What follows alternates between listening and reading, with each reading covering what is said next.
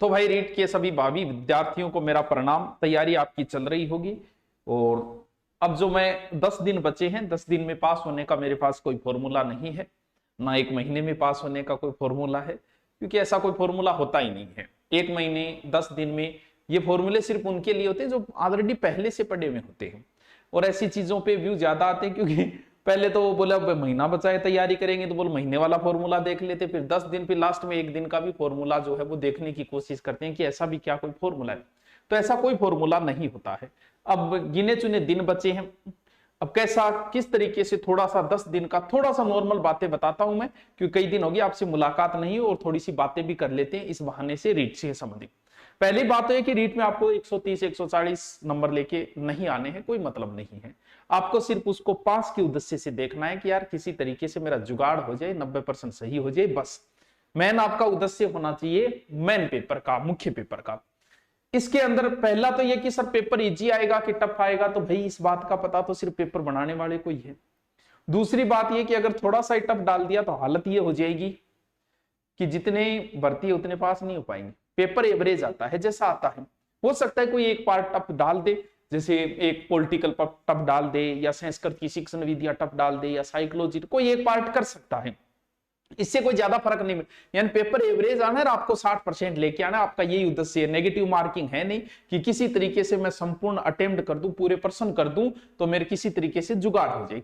अब इस पेपर में बैठने वाले 2 विद्यार्थी हैं, दोनों की हम थोड़ी चर्चा करें। एक तो पुराने विद्यार्थी हैं और एक जो है वो एकदम फ्रेश नए विद्यार्थी है। 2 ही तरीके के विद्यार्थी बैठते हैं। जो विद्यार्थी पुराने हैं और जिनके पिछली बार 100+ आए हैं, कोई टेंशन लेने की उनको ज्यादा जरूरत नहीं है, ना ही तो उन्हें कुछ एक्स्ट्रा पढ़ना है, क्योंकि जब आपके पहले वाले नोट्सों से आपके 100+ आ गए तो अब की बार भी आ जाएंगे। उनको पुराने वाले सिर्फ रिवीजन करना है, नए टॉपिक बिल्कुल भी नहीं छेड़ना। आपका अगर कोई टॉपिक बच गया तो बचने दो, आपको कोई 145 लेके नहीं आने हैं, आपको 90 का जुगाड़ करना है, आपके दिमाग में यही चलना चाहिए। तो फिर बच गया 80% तो हो गया, आपका हो गया, उतने से आपका काम चल जाएगा। इन पुराने विद्यार्थियों को फिर भी कुछ विद्यार्थी नहीं पढ़ पाए, पिछली बार उनके थे, अब वो लास्ट में सोच रहे हैं कई चीजें उन्होंने पढ़ी नहीं, वो मेन की तैयारी के लग गए थे, अब थोड़े से अब मेन की तैयारी में लगे। तो जैसे कोई विद्यार्थी हिंदी का था, उसकी संस्कृत नहीं पढ़ी उसने, अब वो सोच रहा है यार 10 दिन में कैसे करूं। तो उसके लिए जो पिछले बार विद्यार्थियों का जो 8-10 दिन बचे हैं, कम से कम आप 20 मॉडल पेपर निकालने की जरूर प्रैक्टिस करना। मॉडल पेपर भी तरीके से निकालना जैसे आप एग्जाम हॉल में बैठते हो, सारे प्रश्न करना, पहले ही नहीं वो प्रश्न को उत्तर किया पहले चेक कर लियो, दूसरा चेक कर लियो, नहीं, समय पाबंदी के अनुसार कि इतना समय मिलता है मुझे, इतने समय में उसे तैयार करना है, फिर उसकी की मिलान करनी, कितने बन रहे। सर मॉडल पेपर कौन सो जाओ, तो भाई मॉडल पेपर आपके अभ्यास के लिए बताए जा रहे हैं, किसी मॉडल पेपर से एक भी क्वेश्चन नहीं आएगा, हो सकता है सारे के सारे आ जाए। यानी आप इस उम्मीद से कोई मॉडल पेपर मत लेके आना कि मॉडल पेपर से क्वेश्चन आएंगे, नहीं आएंगे भाई। मॉडल पेपर तेरे अभ्यास के लिए है। अब किसका ले, किसके लिए यार, दुनिया भर की गाइडें हैं, कोई चख लाओ, 1-2 चख लाओ, लेकिन थोड़ा सा देख लेना, कई बार गाइड वाले भी हम मास्टरों की तरह इंप्रेस मारने चक्कर में टफ डाल देते हैं, जो आपका दिमाग खराब करते हैं। एवरेज जो चलती है उनमें से कोई एक लेके आना, यानी ज्यादा चिंता करने की जरूरत नहीं है पुराने विद्यार्थियों की। नए विद्यार्थियों से पहले चर्चा ये करते हैं कि नए जो विद्यार्थी है उन्होंने जो तैयारी की है वो कई रूप में तैयारी की है, यानी आपकी तैयारी करने के कई माध्यम है। हो सकता है आपने ऑफलाइन कोचिंग ज्वाइन की होगी, हो सकता है आपने ऑनलाइन कोर्स लिया होगा, हो सकता है आप यूट्यूब से पढ़ रहे हो सकता है आप सेल्फ कर रहे हो, इसके अलावा तो कोई ऑप्शन ही नहीं है, 4 ही तो है। पहली बात तो ये, जो विद्यार्थी ऑफलाइन कोचिंग ज्वाइन की थी, अगर आप अब भी कोचिंग जा रहे हो तो या तो आप बहुत भोला हो या बहुत बड़ा मूर्ख होते। छोड़ तो आपको एग्जाम से 1 महीने पहले ही देना चाहिए था, लेकिन अब भी आप जा रहे हो कि कुछ होगा, आपको कुछ ऐसा ब्रह्म ज्ञान दिया जाएगा, कुछ संजीवनी दी जाएगी, या फिर ये बच गया हमारा पूरा, इस उम्मीद से अगर अब भी आप जा रहे हो तो भाइयों थे बहुत भोला हो, छोड़ देना अब भी से। अब जो दिन बचे, अब दिन नहीं बचे, समय अपना बर्बाद मत करो।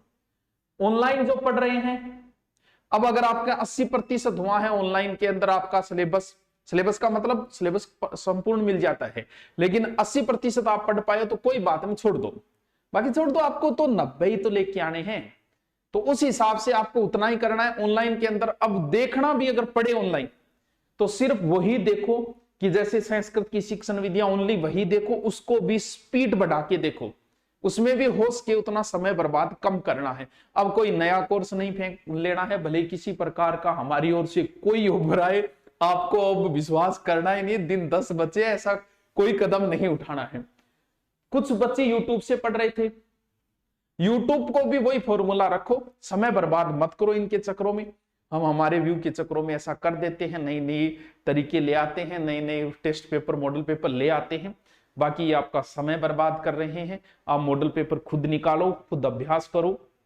यूट्यूब पे भी देखना है तो सिर्फ अपलोड वीडियो देखो, उसके अंदर भी क्या देखना है, उसको भी स्पीड बढ़ा के, जो नहीं आ रहा है वो ओनली, अब ये नहीं पुराने वाले रिपीट डबल मार्क करता जा रहा हो, नहीं आ रहा है वो भी स्पीड बढ़ा के आप देखो। सेल्फ स्टडी कुछ नहीं, जैसे चल रही है वैसे चल देना, क्योंकि काम तो ये, यानी इन सभी में सर्वश्रेष्ठ जो है वो सेल्फ स्टडी ही सर्वश्रेष्ठ स्टडी मानी गई है, उसे ग्रंथों में लिखना भूल गए थे। चल, अब ये तो होगी आपकी तैयारी चल रही है वैसे चलने दो। नए स्टूडेंट जो है, अगर आपका 80% सिलेबस है तो आप, अब मान लो कि कोई नया स्टूडेंट था, उसको संस्कृत नहीं पढ़ पाया वो, और 10-12 क्वेश्चन का उसे जुगाड़ करना है, तो संस्कृत में भी तो 2 पार्ट है, एक ग्रामर है, एक शिक्षण विधियां है। ग्रामर को 10 दिनों में रिपीट मार के और तैयार करके प्रश्न करके आना बहुत मुश्किल काम, तो फिर बाकी बच गई 10-12-15 नंबर शिक्षण विधि की आएगी, सिर्फ उतना ही पढ़ ले। अब मान लो कि बेचारा कोई नया विद्यार्थी था, कोचिंग में सिलेबस हो नहीं पाया, शिक्षण विधियों के नोट्स नहीं बना पाए।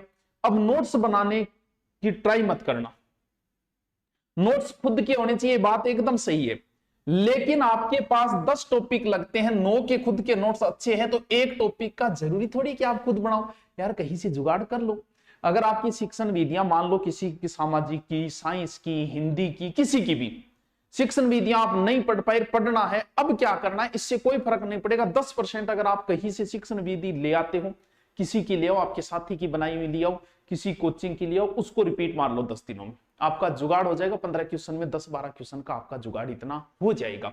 फिर देखो कि अब बात यह है, जैसे मुझे भी साइंस का, तो आपको देखो साइंस वालों, जैसे मैं ऐसा इसकी बात करूं भाई, ग्रामर पोर्शन है आपको आता है, अच्छी बात है, नहीं आ रहा, आप नहीं पढ़ा तो शिक्षण विधियां पढ़ लो, उससे जुगाड़ बैठ जाएगा।